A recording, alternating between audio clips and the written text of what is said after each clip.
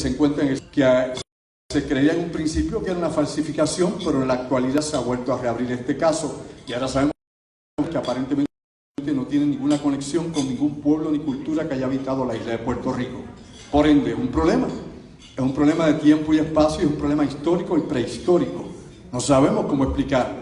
Por más de 115 años estuvo guardado en una caja y desde ese tiempo el Instituto de Cultura estuvo 60 años guardado en un almacén y ahora nuevamente se reabre el debate sobre este hallazgo arqueológico que un sacerdote, precisamente en Guayanilla, pues recuperó luego de que una mujer que estaba obviamente muriendo le hace la exhumación y le cuenta esta historia alegadamente de que ella había heredado esto de su abuelo, su tatarabuelo y así de generación en generación. Así que en algún momento estarán escuchando ustedes las publicaciones que se harán en toda la prensa y las publicaciones científicas sobre este hallazgo acá en Puerto Rico. Vamos a comenzar en la prehistoria. Ustedes ven detrás de mí, dice huellas inexplicables. Bueno, hay una serie de cosas que se supone que son estudios multidisciplinarios, interdisciplinarios. Cuando uno empieza a estudiar el pasado de la humanidad es prácticamente lo mismo que estudiar el futuro de la humanidad. Hay que ensamblar el pasado para entender el presente. Y el futuro hay que hacer proyecciones y planes. Hay que ser proactivo para entender qué viene del futuro hacia el presente. Pero el futuro siempre viene hacia nosotros. Nosotros creemos que navegamos hacia él, pero realmente viene. Usted solamente tiene el aquí y el ahora. Pues bien, para un historiador, obviamente las crónicas son importantes. Los códigos que se puedan encontrar. Todo lo que se pueda leer, a eso caen campos, es decir, osamentas, hallazgos, por ejemplo, de fósiles, etc. Hasta, lógicamente, el análisis de escritos, crónicas, las que puedan ver. Es interesante, por ejemplo, cuando uno encuentra, ¿no?, en el Perú y en los Andes, de que los médicos de aquellas civilizaciones preincaicas e incaicas hacían trepanaciones y que la gente sobrevivía a ese tipo de operación. Lógicamente uno lo compara y dice, bueno, pero ¿cómo va a ser la asepsia que había en aquel momento? ¿Y cómo tenían este conocimiento, obviamente, de la estructura cerebral para no cometer un daño permanente en la persona con la que intervenían? Pues lógicamente la arqueología se ha tenido que enfrentar a eso y aunque no se ha podido explicar completamente, los hallazgos arqueológicos y la evidencia física está ahí. Por ejemplo, una enorme cantidad de piezas que se encuentran donde encontramos momias que tienen modificaciones. Es decir, utilizan algún tipo de mecanismo, sea en las piernas, en los brazos, para sustituir miembros que han perdido. Esto lo hemos encontrado en América, en Centroamérica, Mesoamérica, lo hemos encontrado inclusive en Egipto. Y hemos encontrado también trabajos dentales. Así que definitivamente no podemos subestimar el pasado, creer que nosotros somos la máxima de la evolución social, porque no es así. Lamentablemente hay ciclos históricos y por eso es que existen tantos enigmas que todavía, aunque uno le busca la vuelta y los trata de explicar de una forma u otra, se nos hace difícil poder concatenar todos estos hallazgos que hemos tenido hasta el momento. Pues vamos a comenzar porque yo de aquí parto a la radio, tengo que hacer radio esta noche, todos los viernes mi castigo es hacer 2 horas de radio por 12 años y medio y me va a absorber tiempo de la noche que para ustedes tal vez sea para descansar, yo lo tengo que trabajar. Pues bien, voy a pedir al técnico que por favor vemos hacia adelante el video y vamos a ver lo que tenemos aquí. Aquí tenemos un compendio de cosas que se han encontrado donde la arqueología y la antropología entran en debate. Huellas que son similares a las de un humanoide pero de gran tamaño. Huellas que parecen de zapatos, pero el extracto arqueológico es de 300 millones, de 20 millones de años que lógicamente, por lo que sabemos, no existían ni primates, ni homínidos, ni nadie que pudiera hacer obviamente estas marcas en la piedra. Se encuentran en piedra, por ejemplo, en lava, se encuentra también en piedra caliza, y la hemos encontrado en todas partes del planeta. Esto pues no se discute mucho porque mencioné hace un momento, le llamamos metaantropología, es decir, las zonas que son oscuras en el conocimiento que hemos adquirido. Por ende, habría que cambiar todas las escuelas, toda la disciplina científica para explicar esto y no creo que estemos por el momento en un momento histórico donde eso se pueda hacer. Tal vez de aquí a quién sabe cuánto tiempo más adelante, cientos de años, tal vez podamos explicar esto mejor. Algunos zoólogos especulan que estas pueden ser algunas huellas de dinosaurios. Pero bueno, aquí hay hallazgos que también son sumamente extraños. Aquí se le han puesto unas fichas para que ustedes puedan ver el tamaño. Es decir, miembros, dedos de personas petrificadas que han llegado a ese nivel. En el Smithsonian, por ejemplo, en Washington, hay una colección de estos dedos. Hay 4 de estos dedos que están conservados allí. Se les ha sometido, por ejemplo, a radiografías y obviamente es un dedo. tiene estructura ósea en el interior. ¿Cómo llegó a ese estado a estar petrificado? Pues bueno, no lo sabemos, obviamente rompería el marco de referencia histórico que utilizamos para llamar el tiempo de la prehistoria y la historia, y obviamente el lugar donde estamos los seres humanos. Los objetos fuera de lugar. Bueno, si hay este tipo de hallazgo, por ejemplo un martillo. Un martillo pues no debe ser nada extraño, pero bueno, cuando el martillo tiene más de 50.000 años, lógicamente es extraño. Manejando el hierro, la madera, que es la que se le hace la prueba de carbono 14, para verificar la edad, entre otras pruebas que ahora se hacen, pues obviamente nos da esa distancia en el tiempo. Aleaciones que se encuentran, por ejemplo, de platino, antiquísimas, es decir, a nivel prehistórico, 10.000, 11.000 años atrás. Table Mountain es un lugar de referencia que usamos los antropólogos para medir el tiempo y la evolución. Pues bueno, hay algo que tienen, por ejemplo, en el Museo de Nuevo México, en New Mexico, lo que se encuentra son piezas que sobrepasan 150.000 años, hechas en barro, hechas en piedra. También hay cosas como esta que tienen una explicación geológica y que lamentablemente se saca de contexto a través de los medios de la gente sensacionalista. Esas son esferas que se forman por presión geológica y hay gente que cree que son piezas que han sobrevivido 2 billones de años cuando no había ni siquiera vida en este planeta. Así que por ende, esto es un proceso geológico. Vamos a hablar brevemente de las pirámides. Recuerden que esto es una charla, no los puedo dar 2 horas, que es lo que este tipo de presentación será. Tenemos a la izquierda o a su izquierda las pirámides de Egipto, a su derecha las pirámides de China. El gobierno chino obviamente tiene registradas 100 pirámides en su territorio. No se permite a arqueólogos extranjeros trabajar con estas pirámides, meramente están bajo control del gobierno chino y por alguna razón no nos permite a los occidentales entrar en esta región para estudiar las pirámides, similares a las de Giza, a las de Egipto. Y lo interesante es, ¿no?, que esto es lo que la tradición y la mitología explica. Los constructores de las pirámides chinas, según los frescos, los dibujos y las estatuas que se encuentran, es una interpretación de los dioses de aquel entonces. Estamos hablando hace alrededor de 1700 años atrás, y que representa la creencia popular de las deidades místicas de aquel entonces. Sumeria, los misterios sumerios. Sumeria es tal vez el núcleo de la civilización. Se habla de la civilización más antigua, aunque eso ya está en duda, pero la más antigua de las civilizaciones. La escritura cuneiforme, la rueda se inventa en Sumeria, sistemas, por ejemplo, de balance, equilibrio para pesos de moneda. Sumeria está ubicado precisamente en lo que hoy en día es Irak. Luego hablamos ahí desde el imperio persa, que se extendió hasta allá, hasta lógicamente Babilonia y Sumer, la capital de Sumeria. 6.000 años de historia. Aquí comienza la historia registrada, por la escritura que registra la primera historia. Me explico. Antes de la escritura se llama prehistoria, luego de la escritura se llama historia. Por ende, aquí es donde estaba según la Biblia, ¿no?, los que crean en la Biblia, en el Génesis, aquí estaba el Edén, entre el Éufrates y el Tigris. Estos son grabados interesantísimos que hemos encontrado en los últimos tiempos y que describe el conocimiento astrológico y astronómico de estos grupos. Vean las pequeñas esferas que tenemos ahí, representan el sistema solar. Obviamente la pregunta es, hace 5.600 años, sin sistemas ópticos, ¿cómo se podría hablar no de 9 planetas, de 10 planetas? En la actualidad hemos reducido a Plutón a planetoide, así que tenemos 8, pero ahora los científicos especulan que en los límites del sistema solar, lo que se llama la nube de Oort, hay un cuerpo masivo que hace efectos gravitacionales tanto en cometas como en los planetas Urano, Neptuno, que son de los más lejanos del sistema solar. Así que ellos tienen toda una traslación orbital de estos sistemas o de este sistema planetario que aparece en las tablillas y en los templos sumerios. ¿Cómo se explica? Bueno, no hay forma de explicarlo, por lo menos por el momento. Ahora, en las crónicas que se recogen de este antiguo pueblo dicen que hay agua en la luna de Europa, en Júpiter, la luna que mencionan Tetis, Saturno, y en los anillos de Saturno. ¿Cómo se sabe esto? Pues bien, ellos los numeran por el número específicamente y declaran con el símbolo de agua de que hay agua en esos lugares. Tal vez en la creencia, obviamente, la mitología de los dioses. A esto también se le llama la ciencia de los dioses o la ingeniería de los dioses. Estos son obviamente diferentes fotos de las misiones espaciales que aparentemente encuentran agua de forma congelada, por ejemplo, en la luna Europa y en otras más. Esto es lo que se llama escritura cuneiforme, y aquí se describe específicamente la Odisea de Gilgamesh.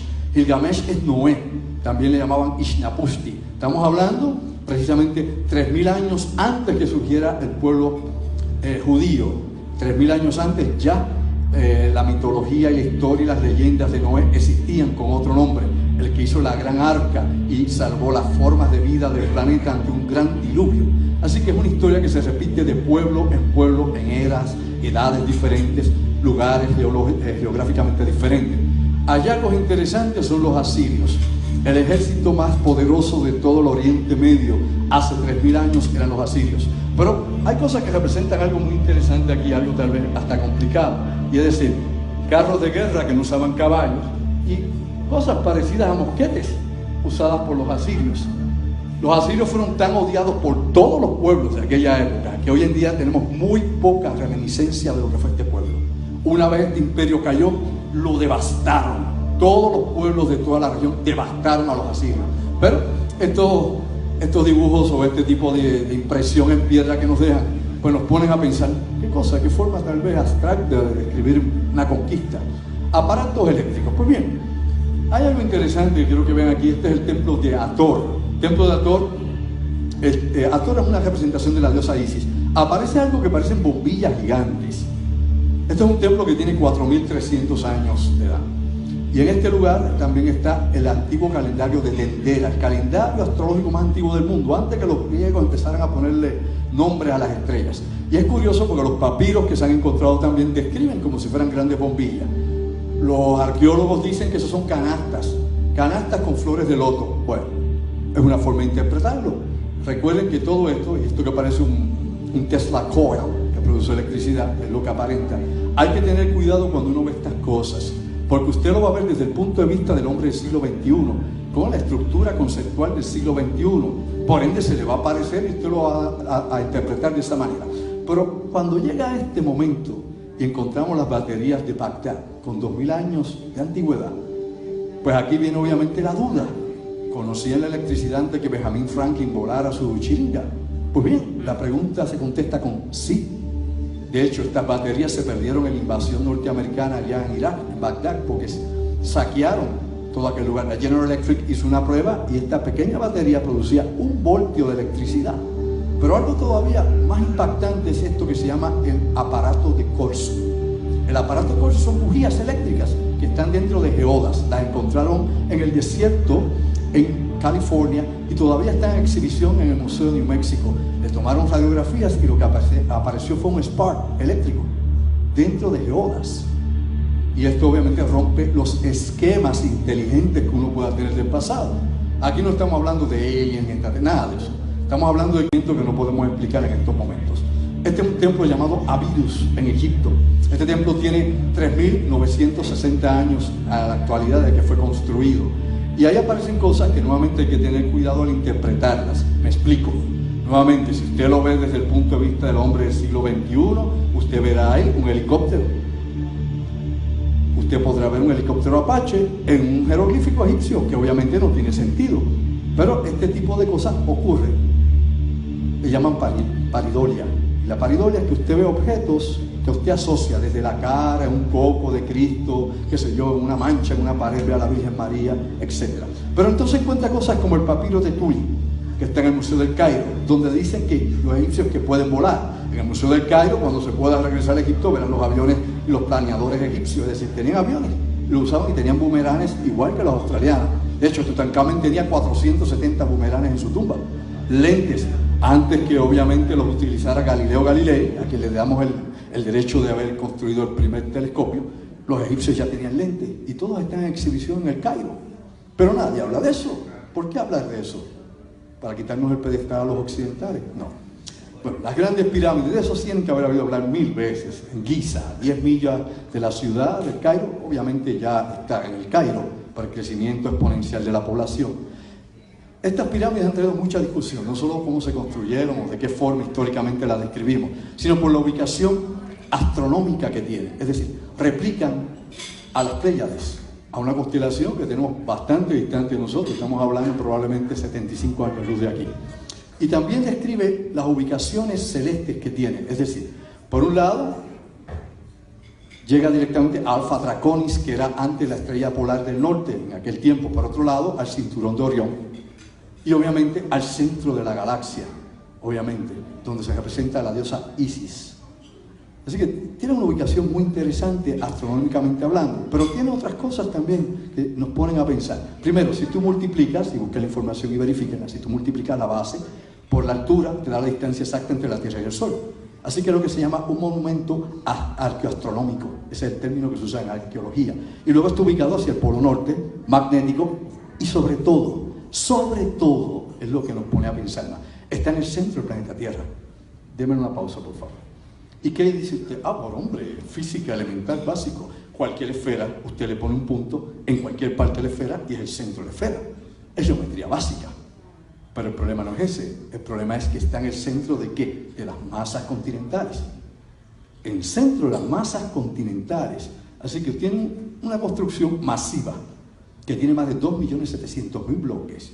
El más pequeño, 2,5 toneladas, hasta bloques de 19 toneladas. En granito y obviamente en piedra caliza. Y está ubicado hacia el norte magnético, hacia el norte celeste y hacia el norte geográfico.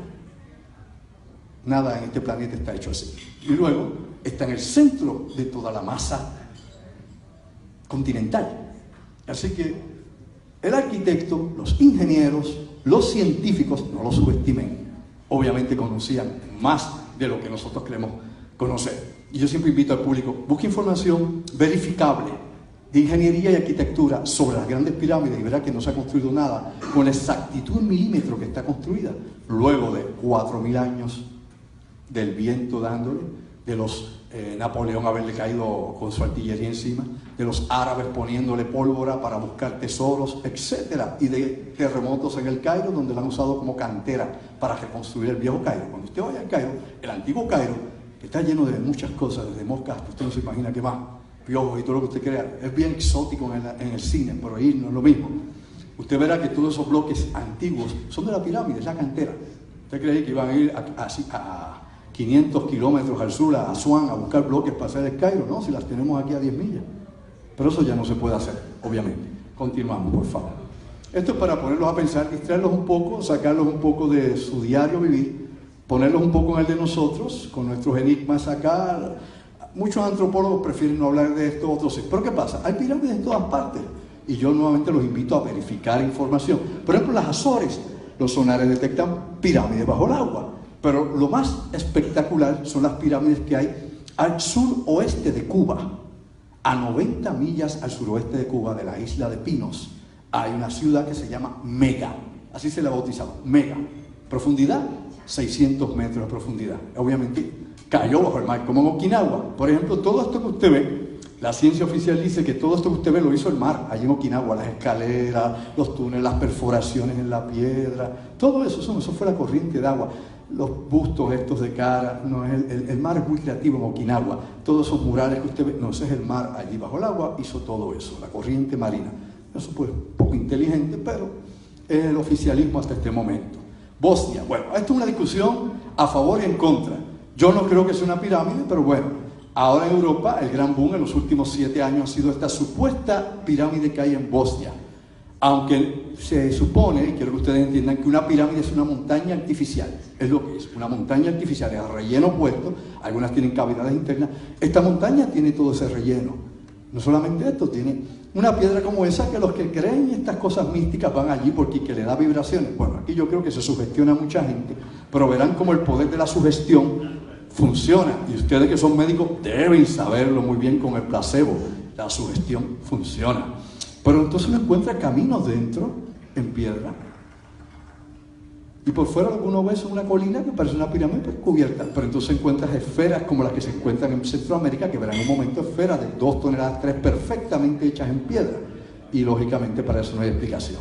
Si le damos una línea recta y llegamos hacia un lugar que ha sido de conflicto, vamos a llegar, obviamente, a una región que Rusia en los últimos tiempos ha tomado de Ucrania.